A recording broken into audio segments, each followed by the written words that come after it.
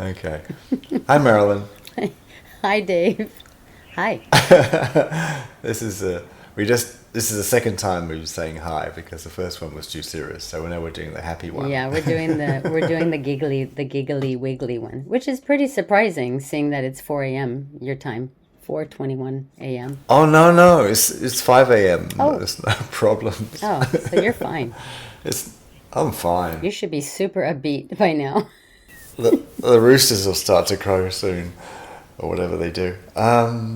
So in our podcast, we keep on referring to where we were in China with this institute called the PICER Institute. We often talk about it You and say, "Ah, you mean where we met also? yeah, where you and I met, yeah." Yeah, well, actually, I met you. You were in Bali when I met you, and I was in Hong Kong. I was on a Skype call. On a Skype call, yeah, that's true.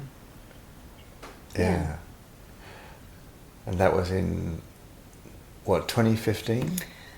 Yeah, it was I think I was going on my seventh or eighth month of living in Bali, and we met because I had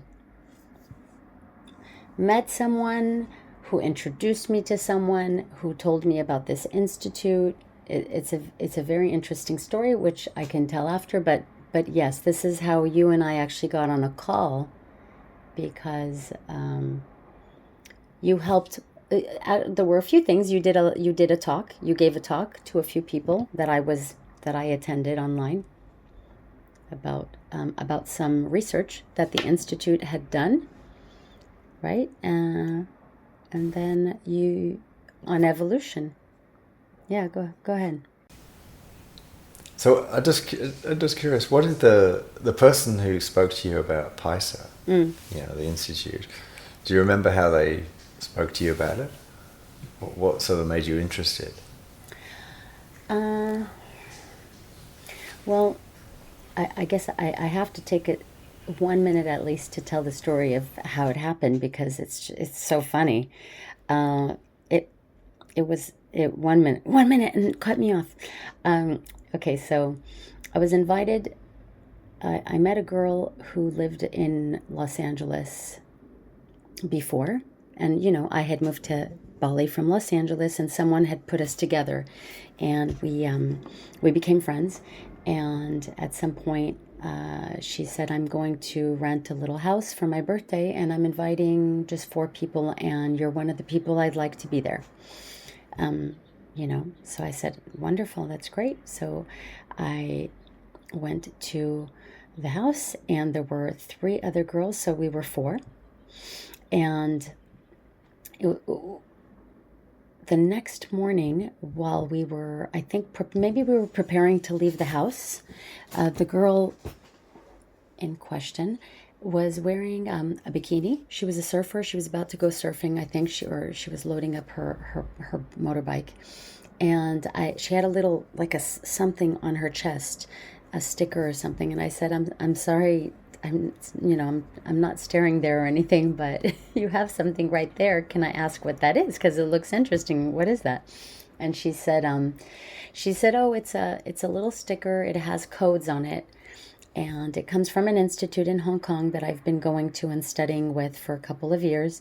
And they are studying the memories we carry in our DNA, and how consciousness communicates with matter. And it sounded a little bit scientific what she said, but I think there might be some people that will understand when I say this, which is there's something in me that I didn't understand the words completely, but I knew that I needed to go to this place. It was instantaneous. There was no, oh, let me find out a little bit about it. It was, I need the number now. And she goes, yeah, I'm gonna go surfing or something. I'll send it to you later. And I said, can you give it to me now? I would really love to get it now. And she she was a little annoyed at possibly because I was really insistent. Long story short, I got the number. got the website and started dissecting the website. I lived in a little bungalow, and across the street there was a little cafe that was overlooking these rice paddy fields. And I remember spending hours and hours and hours just reading every single part of the website. There were a lot of sections that you could go into, and I went into every single one, and I read them and I read them and I read them. And the words were very scientific. Okay, so for example, one of them, as you know, one of the words they use for memories that we carry through our DNA and our genes, they call it electronic data. And it was I need to describe this. This is going over a minute, by the way, which I'm aware of. I remember feeling a feeling of relief when I saw those words, because up until then I had been in Bali. It was a lot of spiritual language, a lot of spiritual talk, and that was kind of putting me off because it sounded really nice on paper. It sounded nice when you heard it, but it didn't give you meaning. It didn't help me understand the human experience or the experiences that I had been suffering from for many, many years. And I was desperate for understanding at that point. And reading that scientific wording, there was something immediate in me that said, this is the language that resonates with me. This is a language that I either used to speak or I used to read, maybe before I was in this body. I don't know, but it was a language I knew immediately. And so the next thing I know, I was put in touch with a woman who was at the Institute, who you know also, and then eventually you found out that I was interested, and so you tagged me along to attend that talk that you gave. And now maybe you could share what that talk was about. Okay, we could talk about the talk, but shall I just tell a similar story to you? Yes.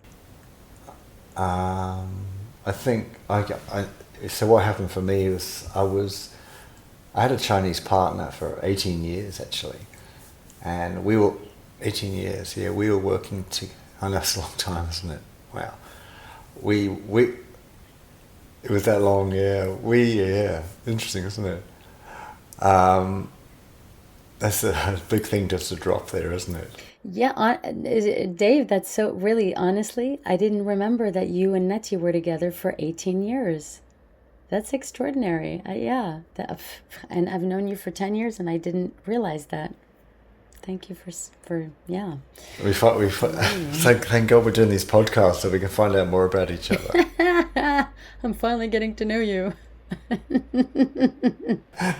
So now we got a new method for friends and maybe in a relationship to find out about each other. Do podcasts. Then you already find out. It's funny. So it's way back in 2009. Okay. She got involved, and she didn't say much about what it was, but when she started following this institute, and I remember she got a new phone, a BlackBerry. Like, I didn't really understand why she got it, and then she would get all these messages, like even during the night she would get messages on this phone, and she said it was to do with this institute, which was then called a meter, and I found it a little bit irritating, why was she getting all these messages, and also she didn't really explain what it was about. She didn't talk much about it, but then after about a year, she said, you should really use these stickers. and I said, why? Why? And she couldn't really explain it to me. She said, I should use them, let's try them, she was a bit insistent. And then it was a little bit strange. I should just tell it how it happened. It's almost like she became insistent, you need to use these stickers, or maybe it was my hallucination, but it's like, oh, the relationship's over, like it was a bit like that. Like, I'm doing this thing, you need to do it as well. But she didn't have the ability to explain it or whatever. So for our relationship, I started to use them. And it was weird because I think I had 3 in different parts. Like, where was it? Like, maybe one on my chest. And I can't even remember the other spots I had. Like, they could go anywhere basically, but I can't remember where they were. And then basically what happened to me is that my thinking became clearer. And we were working on something called family constellations at the time together, which is pretty intense. It's like a group therapy, ancestral healing sort of method. Hard to explain, maybe. No, it isn't. To try and rebalance the family, sort of thing, on your ancestors. Yeah. And I found that when I was doing this, I became much more clear, or able to, maybe wasn't affected so much by, often when I did these workshops as a facilitator, it became a bit heavy energy-wise on me and on Nettie. And then I think we both found we weren't affected so much. And we thought, wow, that's interesting. What's going on there? Since we use these stickers, it seemed to deal with the energy to some way. Mm-hmm. So I was so sure, like, what's in these things? So I'm a very skeptical person. But that's a funny thing to say, because I'm not so skeptical now, but back then I was super skeptical. So in my mind, I'd already worked out these are drugs, So I had a friend in Sydney, in Australia, who worked in a lab, a pathology lab or something, and I was going to get her to test them, see if she could test them to see if they had drugs in them. I was so sure. But while I was going through that process with this friend, I also got on the website, finally. I don't know why, how it happened. And I think the website was pretty much the same as you saw it 5 years later. I don't think it changed. And there's this massive, long explanation about how consciousness and life forms and electronic data. And similar to you, like, I didn't fully understand everything, but what got me was that someone could explain how we developed, how our thinking developed from from the beginning of time. I thought, how can anyone do that? Like, I've never read that. So that was like, wow, that's, even if it wasn't correct, like the fact that somebody could actually do that, have a go at it, was like, wow. So I became super curious, and I was following, I think, Bruce Lipton at the time, and mm-hmm. I'm trying to think who else, a few other people. And I started to formulate some questions about what Bruce Lipton had said and some other things. So I sent the founder, his name was David D, which is a pretty strange name, D''I. Mm-hmm. I sent all these questions off to him. And my God, this guy was so rude. Like, I sent this email off and he didn't reply. No reply. Oh my God. Like, I thought what an awful arsehole this guy was, So I was getting quite angry actually with him. So and then I can remember where I was as well. I got this email back for him after about 2 months. Mm-hmm. And it was like, oh my God. There was a big apology at the beginning about his lateness in replying, because he explained he'd been busy with some health issues of some clients or something. And he answered all my questions, but in so much depth. It's like, it was almost like a book, It's like, and I thought, wow, that's incredible. And there was a bit of back and forth, I asked him about some things and he came back again. And it's like, wow, that's incredible that someone could actually explain all these questions we normally can't answer. There's no answers out there, or very vague answers. But like you're saying, he answered it in a very clear manner. Yeah. Even though some of his sentences were like constructed in a way I hadn't seen before. Yeah. It's like, it's very hard to explain, but the sentence seems to have like different angles, but in the one sentence. So it's sort of, I had this feeling of my body being arranged inside me just by reading a sentence. It was, I'd never had that experience before. So, yeah, it was not the same as your experience. Like, it wasn't like you got something came into you immediately and you said, you know, I need to get the number. It took me longer. But the interesting thing is, maybe what we both got was something like a code or something that resonated with us. Yeah. You got it in your way, I got it in my way. Yeah. Sort of thing. Yeah. And then I found out they had a English. They'd never had an English course to share their ideas. Yeah.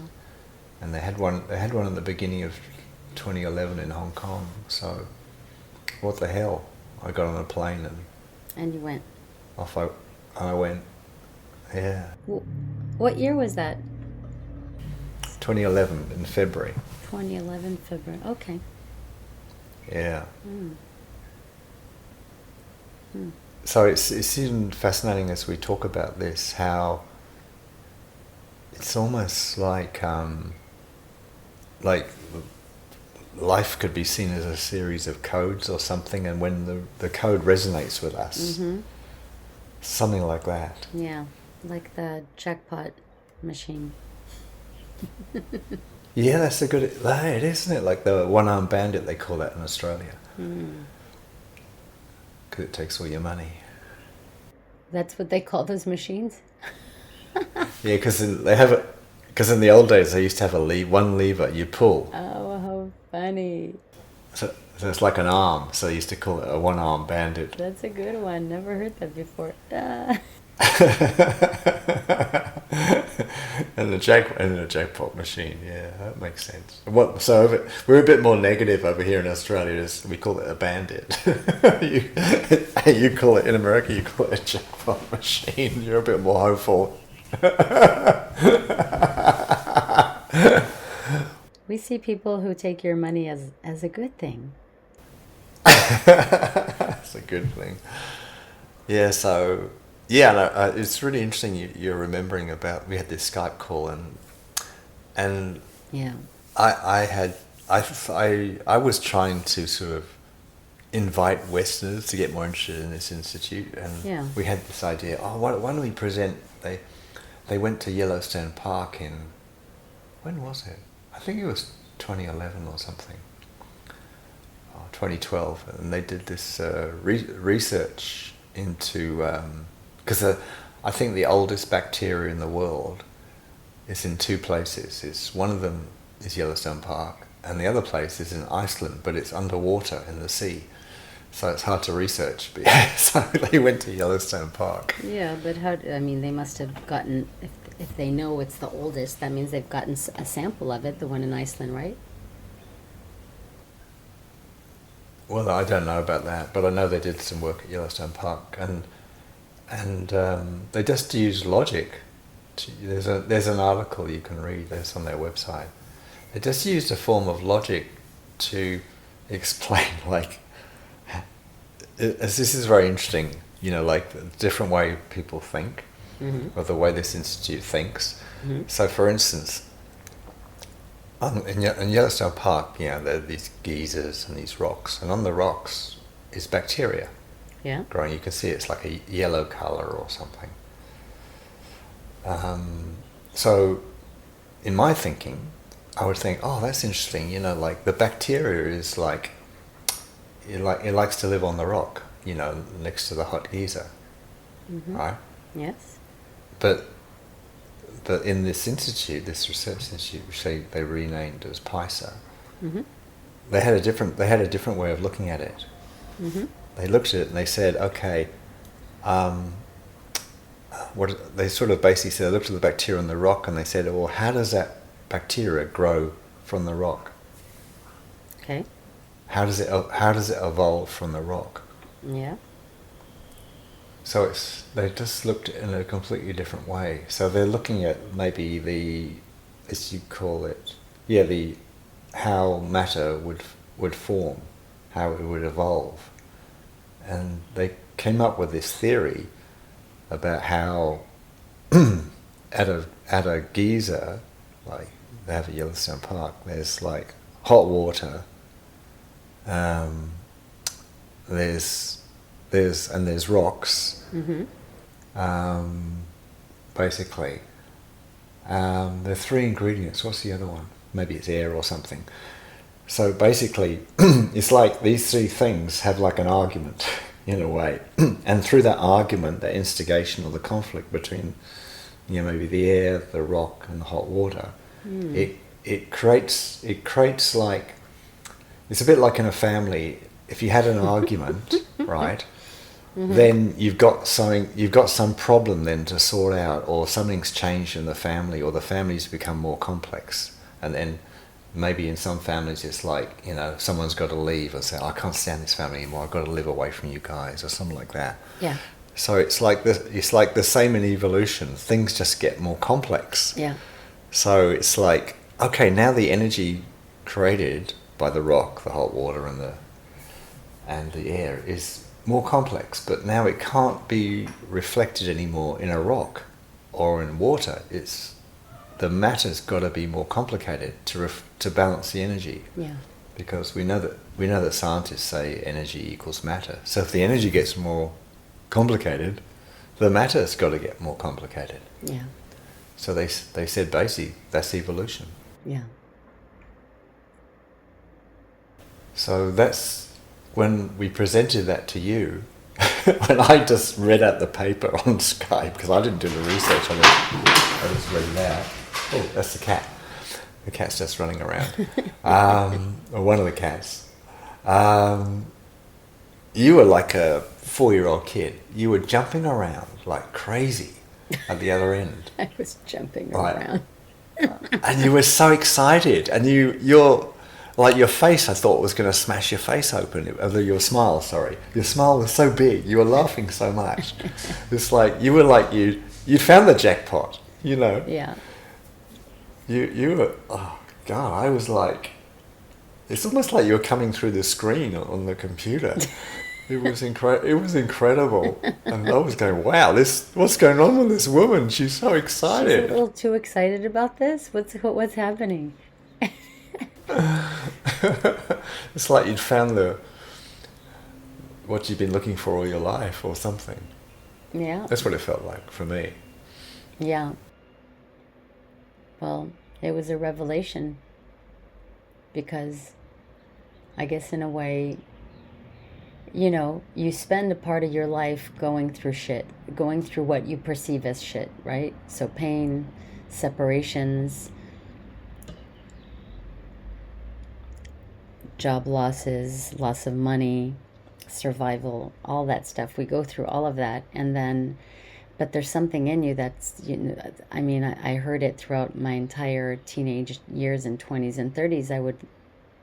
This came out of me, and this came out of people I knew, which was, why is this happening to me? I don't understand why this keeps happening. Why does this keep happening? And, to hear something that breaks things down in the most elemental form, and for it to make sense to you, okay, it took me years then, of course, of studying and needing to really get into the nitty-gritty of that, of how a bacteria evolves, and what the hell does that have to do with us and the things that we go through in our life.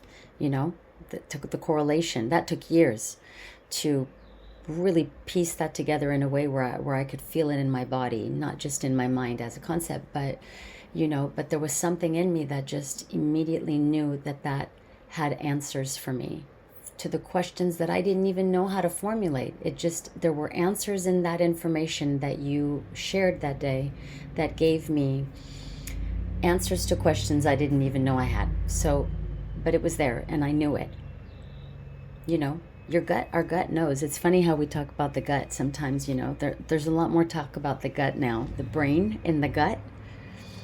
Yeah. And we always talk about the brain in our head, but I think the brain in our gut is not getting enough attention and credit. It's starting to. People are starting to talk about it because I think there's something in there that saying is a saying that has a lot of truth to it. That there's something in the guts of who we are that will resonate with something when it's information that is clearly being brought into our path to show us something that we need to learn from and evolve and help us evolve. It's going to help us. It's in our path for a reason, and our gut just knows it. Just like when you meet someone and you just know in your gut that that person maybe is not the right person for you to be spending time with. Your gut tells you right away. The gut tells you. But we go, oh, but this or but that, but they need me, and what are they going to do if they don't, if I don't help? And I'm getting a little off track, but what I mean is that I think that's what that information that you shared, why I was so excited, because it just lit me up, because I was like, this is it. This is it. I had spent 8 months in Bali running around to this healer and that healer and this healer, and all I was experiencing was more confusion, more pain, more panic attacks. And before Bali, I had been in LA for about 2 years, seeing every doctor and practitioner I could get my hands on that I could afford to go see to try to help me understand things. And I got nothing. So that was the first time that I was lit up, because something in me knew that was getting to the core. It was getting to the origin, and that's something that has always been very important for me, getting to the origin point, the 0 point. Like, how did this all start? It's really interesting we're talking about this, because I've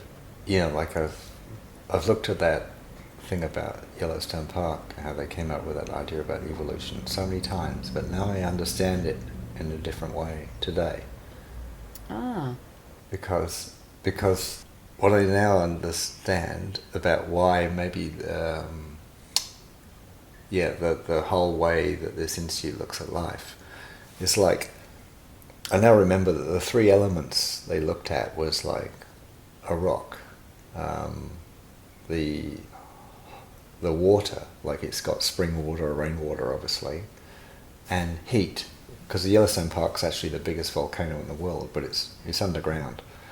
So the heat's massive. So these 3 elements create this sort of instability, and that instability, when it gets manifest energetically, it then has to be reflected in something more complicated. Hence, bacteria is like the reflection.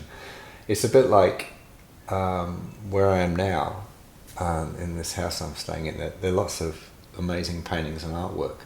So it's a bit like you have all these paints and things like that. Mm-hmm. So if you have more colours, but you said, and someone says, oh, can you use all those colours? Then you're going to paint something which maybe is more complicated or got more different colours in it, complex. So it's just like so in a way, like evolution since the beginning of the universe, since hydrogen was made or something, is just basically the consciousness or the energy just gradually getting more complex that needs to be reflected in more complex situations. Mm-hmm. So it's like, I imagine my ancestors in the village they lived in the year, 1000 was a lot more simple than me living in Sydney. Like it's much more complex now in the city. So we know that things get more complex. Mm-hmm.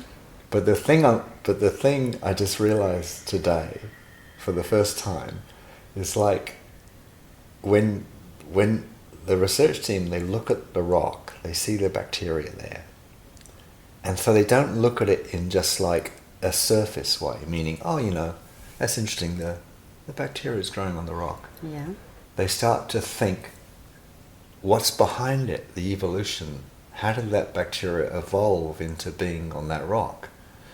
They're going back in time in a way, like cause and effect. And so I've got a second. Yeah, let me get the second part. Sure, go ahead. And then, because I'm thinking, when we look at life, like when we judge a friend, for instance, when a friend's telling a story or they do something and then we have a judgment on them, right? It's just like looking at that bacteria on the rock. We're just looking at the surface, yeah. right? We don't know what has led to that for that friend or why they did that. Of course. We tend, and even if we ask, we tend not to go deep enough, or maybe they don't want to share with us, so we don't go back into time, back into evolution to see how did that happen, where did it come from, why does that person, why are they so angry about that? Yeah. So if we did that, we'd be just like trying to work out how did that bacteria evolve from the rock. It's almost like the same. It's just our attitude. In a way, we can all be researchers. Mm-hmm. And if we were researchers of our friends or ourselves, my God, we would be much more understanding ourselves. Where does that come from? Why am I like that? Mm-hmm. Much more understanding of people. And as we've talked about a lot and what we learned with PICER, it's like when you see someone, right, they're made up of all the things that happened in the past. Mm-hmm. In a way, that goes back to the beginning of the universe. So and we often say as humans, oh, I just did that, or people are ill, say, I don't know where that illness came from. It just happened. Yeah. There's no reason. Yeah. Even doctors will say, oh, there's no reason, it's just random. But really? Yeah. If you think that everything evolves like that bacteria, which we came from, we came from that bacteria at Yellowstone Park, because it's the first life form or something, that had, everything's evolving all the time, Even this computer that I'm looking at you on is a way, is evolved from the previous computers and all the people's input and ideas and everything. So everything has evolution in it. So when we share this story about this paper about Yellowstone Park and how they understood evolution in a different way, it's like, wow, that's just like a metaphor for how we understand a friend, how we understand ourselves. And ourselves, yeah. Yeah. Because it's not just others. We're made up of the same things, aren't we? Yeah. Yeah. And we're all mirroring each other. So in a way, that lack of curiosity or understanding of another always reflects back on our lack of understanding or curiosity of ourselves, in a way. Yeah.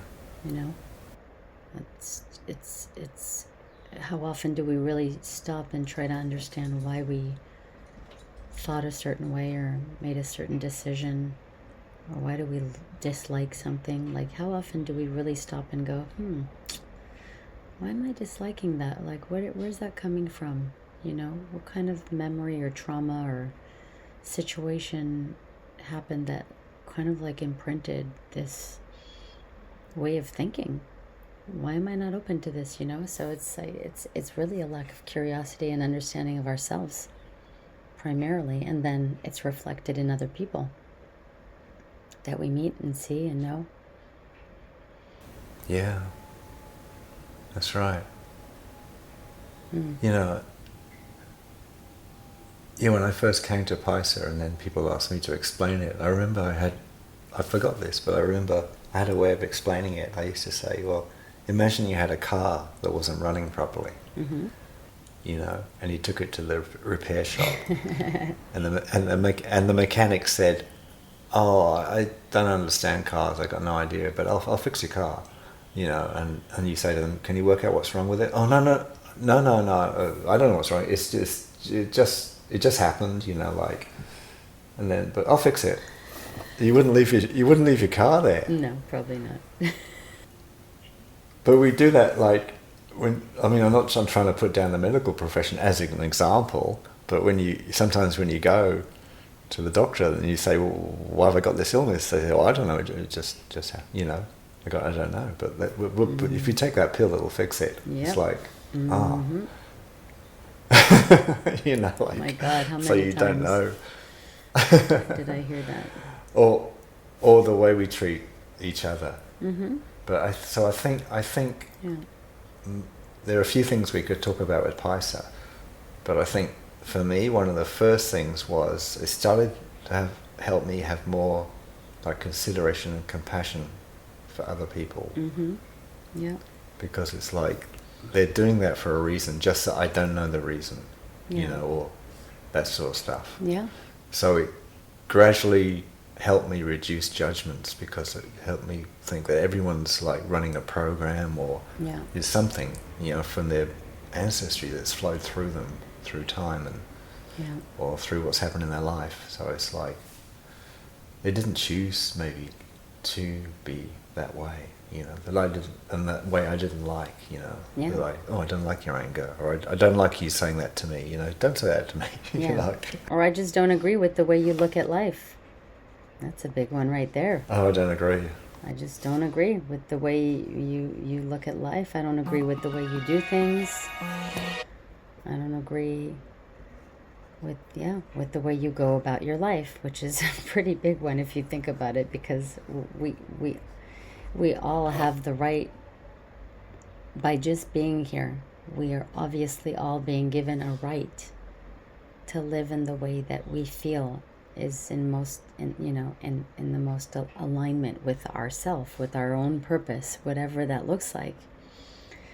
Yeah. And so in a way, when I say I don't like the way someone's being, in a way I'm kind of saying, well, I don't agree with whatever created us. I have a disagreement with them and about what they did here. And if that's the case, then I should probably disagree with everything that they've done, including creating me, right? Because why is the way it created me right and the way it created you wrong? I mean, hello. I know. So on maybe we could talk about that a lot. It's such a yeah. But it's beautiful. Like now, like I got a new girlfriend, and she's got some really radical ideas, and she says them, and it's funny. I don't disagree with her anymore, because they're so radically different to me. I just laugh. I say, wow, that's so exciting you think that. It's like, It's like a joy. Yeah. It's like, and that's a gradual process. It's taken me a long time to get there, but it's like, wow. And then the other benefit is like when she says something so radically different to my thinking, it's like, then I can feel myself more easily. Because if you were just with, True. yeah, if you're just with someone who you agree with all the time, it'd be so boring.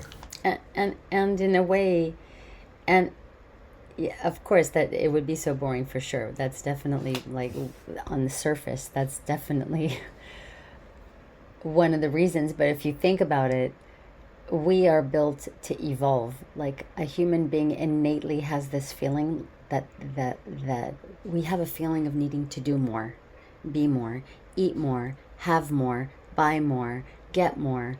There's a consciousness in us on the most elemental level. There's a consciousness in us that needs more, that has a need for more. And so if you think about it, like, boredom feels completely counterintuitive to us. Any type of boredom, any type of stillness is like, wait a minute, this feels completely off, so because there's something in us that's constantly needing to evolve, grow, expand, get more. And so, yeah, that made me laugh, because I'm like, yeah, bored is the surface, but what's underneath that at our core is that when we're stagnant, something seems wrong, Yeah. something feels off. So maybe we could talk more about that next time, or a little bit later. because we do have to end right now. But what we could do maybe is we could pause here, and then we could have a part two in the next coming days, and we can piece them together. Maybe would that be okay? That's right.